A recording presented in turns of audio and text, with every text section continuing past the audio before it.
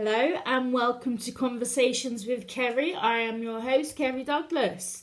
So today, because this is the very first episode, I'm going to be talking a little bit about me, what I hope to achieve with these podcasts and blogs, and what's next. So with that said, you might want to just hit pause for a minute, grab yourself a cuppa, maybe even some tissues, and get ready to be enlightened and inspired to bring change. So, a bit about me. If I start with my present, it would probably seem like I'm just an ordinary girl, that I've had a somewhat decent life with a good upbringing and a good education, but to be fair, that's not the case. To be honest, I've no clue how I made it into my current life with a semi-respectable single mother working hard to provide for her children. So, let us just hit rewind on my life story for a minute and you'll understand where I'm coming from. From the moment I entered this world, it was as if I was destined for hardship. A mistake, an accident, an unwanted gift, neglected and forgotten about. All of my younger life I just felt unloved and unwanted, a fact that made me feel quite resentful growing up. Then throw into the mix the fact that I'm struggling with a dirty little secret of sexual abuse and poor mental health, which actually we now know that I have ADHD, PTSD, emotional personality disorder and anxiety, which to be fair explains a lot. At the age of 11 I entered the care system on the child protection register because me and my mother, we just didn't get along and we became too volatile around each other. When I went into care, those feelings of abandonment escalated and the hurt became to anger. Now, with ADHD, there's a part of the brain that requires a different kind of nurture. And because my environmental upbringing and influential peers, I failed to receive that right kind of nurture. So when I was palmed off into care, I felt like no one cared about me. I was now in control of my life because my real family didn't want me, like my real mum and dad didn't want me. So nobody else could tell me what to do. Then, when I hit teenage years, all hormonal, I was off the rails. And at 13, I was bunking off school, running away to the West End because I thought that if I met enough famous people, I would become famous myself for my singing. Now, one day I went up West End and I missed the train home, and that was the day I met my street family. Now, even to this day, there's a community of homeless people that congregate and sleep under Charing Cross Station. When I was 13, there was about 20 there that slept there. It was mid to late 90s and Cardboard City had just been eliminated to make way for the upcoming money attractions in Waterloo. So all the homeless people that lived in Cardboard City moved to Charing Cross Station and the back of the Savoy Hotel and underneath Waterloo Bridge. Now, although the community became scattered, it was a family that stuck together, a family that I personally instantly felt drawn to. Maggie Thatcher's Lost Boys mainly, runaways from care, domestic violence. There were only a few women though. I would say there were about 7 females in total in all of the communities combined. There was one elder woman who everyone called mum. She was just like amazing. She was like a mum to all of us. And then all the men, they were like brothers. But there was only a few that I actually felt comfortable with. And the ones I did feel comfortable with, they protected me from so many dangers as I continued to run away. Now, I don't know what it was that kept drawing me back into that life, but it did. It just felt fitting for me. Now, from the age of 13, I was trapped in that life from sleeping rough and eventually abusing substances. When I was 19, I became addicted to crack and heroin. When I lost my firstborn son to the social services, he was removed from my care because of my chaotic lifestyle. Now, losing that battle of custody from my son sent me further on a downward spiral into self-destruct. I became so consumed by drug addiction and took part in criminal offences to pay for my addictions. That went on from the age of 19 to 23. Then when I was 23, I completely hit rock bottom. I was sleeping alone on Piccadilly, living only from my next fix.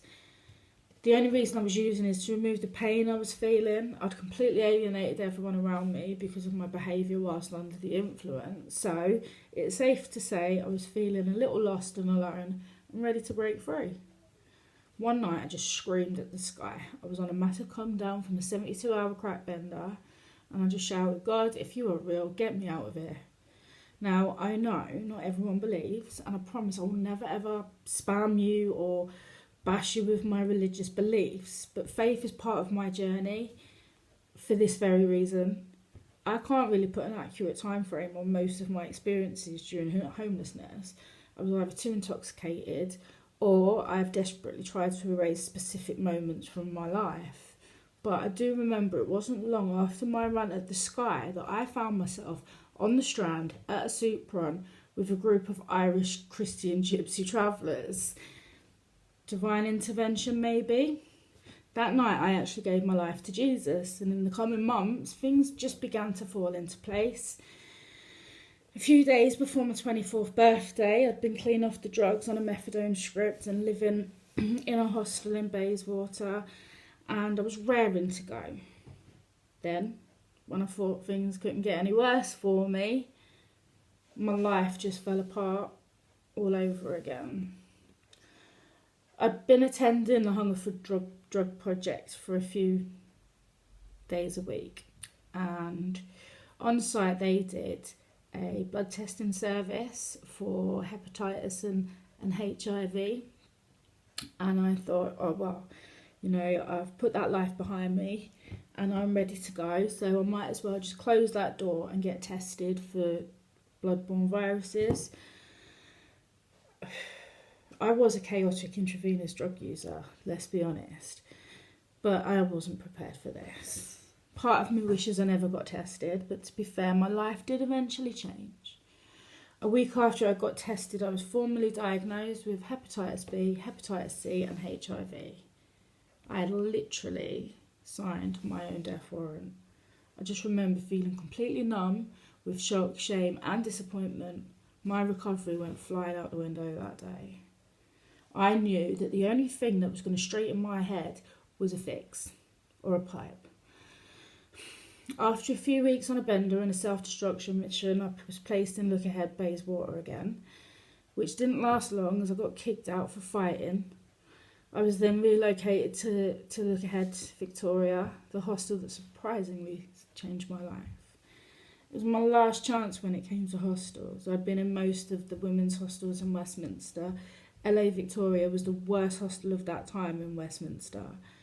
It was overrun with over 100 addicts, which made recovery very difficult.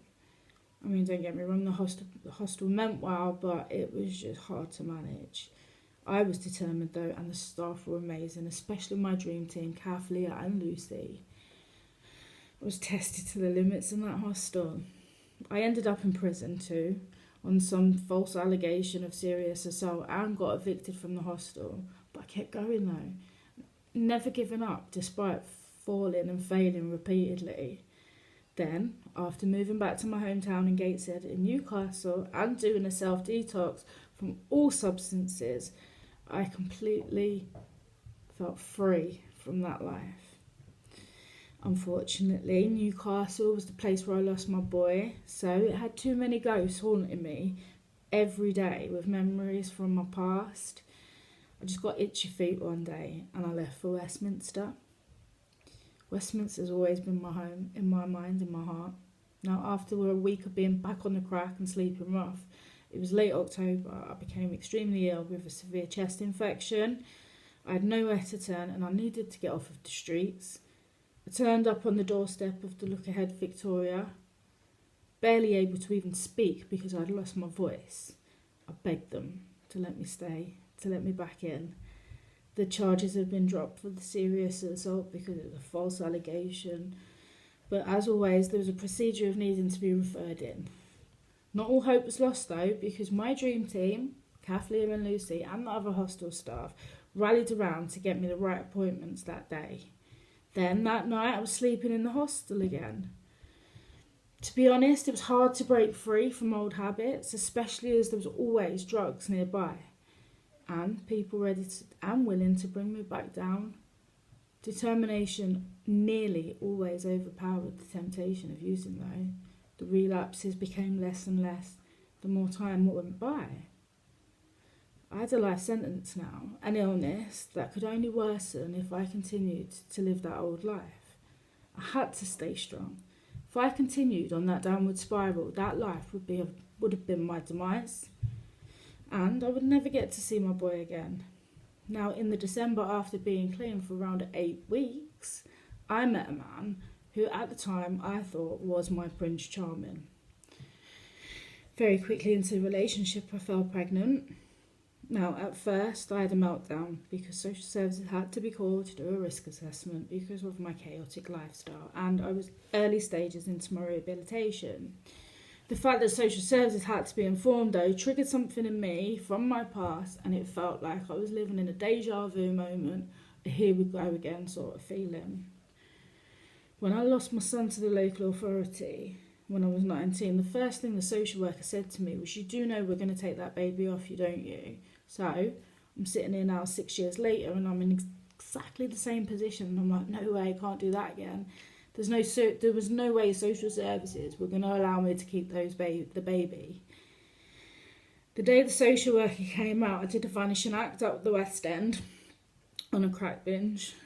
It was Valentine's Day. Every pipe I had was making me so sick. It was scraping the back of my throat to the point of bleeding. Now, as soon as I saw the blood, I panicked and I called an ambulance and went to UCLH Hospital in Houston to get checked out. It is fair to say I was feeling extremely disappointed in myself. How could I be so stupid?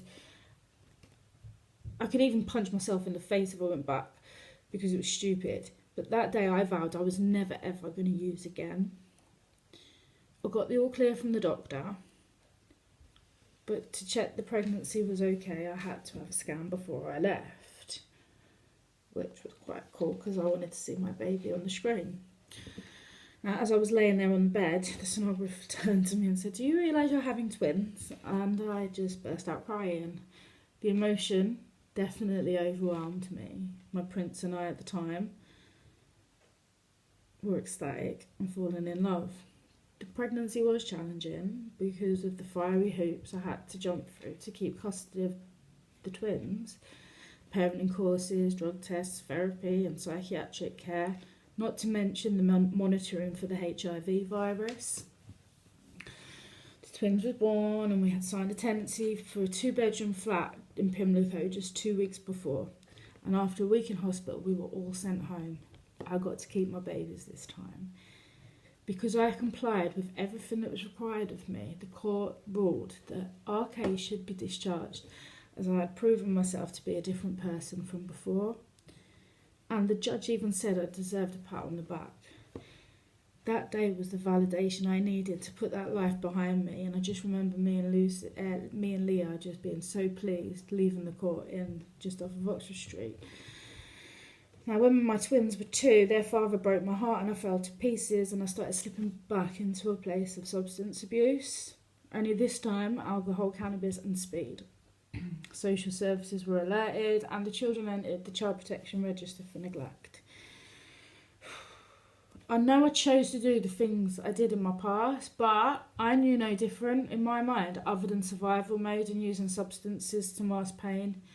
After a year of being unstable and moving back and forth from London to Newcastle and then back to London again, in 2013 I decided I was going to move to Wallasey in Merseyside. Now, as far as decisions go, this has got to have been the best decision I've ever made. It was difficult at first, not knowing the area or anyone in it, but after a year I joined the church, started volunteering at a tots group, and I was finally finding my feet. Over the years, my faith has grown, and so has my vision for ending homelessness for others. Now, if we fast forward to 2017, I decided to start writing blogs to bring truthful insight into homelessness and its issues. And although it's been a slow process, people have been listening. In 2018, I was invited to a public speaking event in London at the Heart of London Business Alliance, which is pretty big. And then I had my story published in the Times newspaper the same year. In 2019, I self-published my first book of memoirs, which is available on Amazon. And then in early 2020, life just completely spiraled out of control, the opposite direction from bad. And I was invited to Parliament to speak. I was invited on 2 occasions to speak about homelessness, but then lockdown happened. During lockdown, I've had some time of reflection, a time of self-discovery, and I've decided that I'm going to use my voice and my wordsmith skills to help others break free and to help others who want to help others break free. How do I intend on doing that? By hosting these podcasts and writing the blog and hopefully a couple more books. Stories like mine don't usually end well. My case was actually one of the most complex cases of all. Being youth homeless, a female and addicted to substances with various mental health issues and trust issues and engagement issues. Yet, I'm living proof of hope and transformation. It's not about saving hundreds of people at a time. It's about helping everyone, one person at a time, and never giving up on them.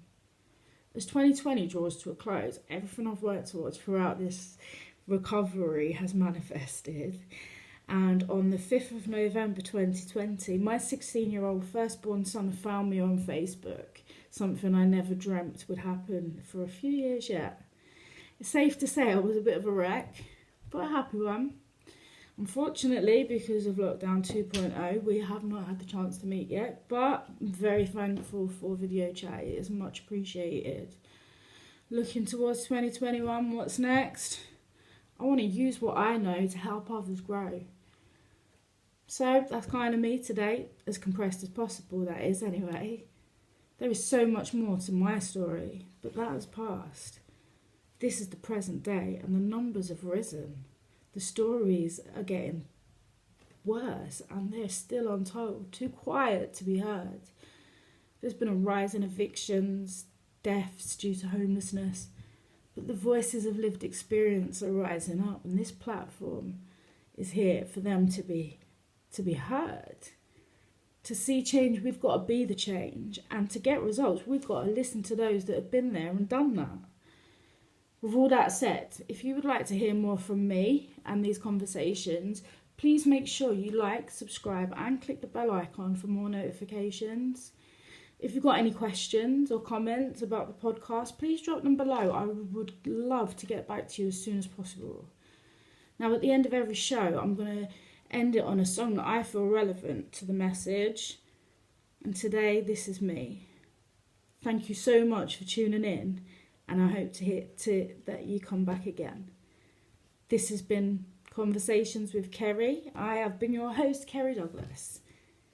Next time, we will be talking to Simon Witter, who is also someone from lived experience.